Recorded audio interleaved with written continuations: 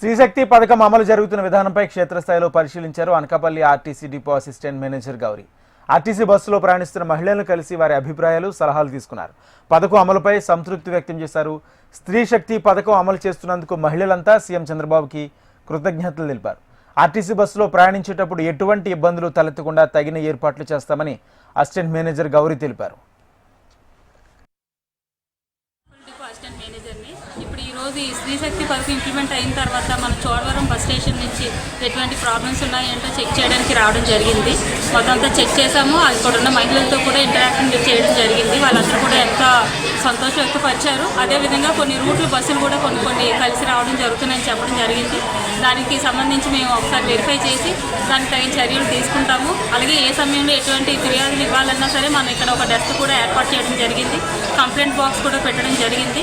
మీరు ఏ సమయంలో ఎటువంటివి ఉన్నా సరే ఇక్కడ ఉన్న మా ట్రాఫిక్ గైడ్ గారికి మీకు సలహాలు, సూచనలు, ఫిర్యాదులు కూడా మీరు ఇవ్వచ్చు. ఎటువంటి ప్రాబ్లం ఉన్నా సరే మాకు తెలియజేయవలసిందిగా కోరుతున్నాను. ఎందుకంటే మాకు డబ్బులు వదులుతుందంటే ఆనందం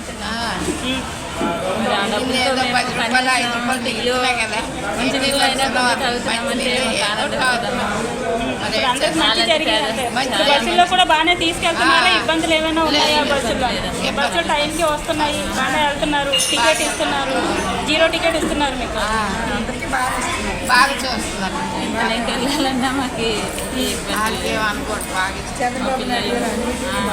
బాగా చూస్తున్నారు. ఓకే.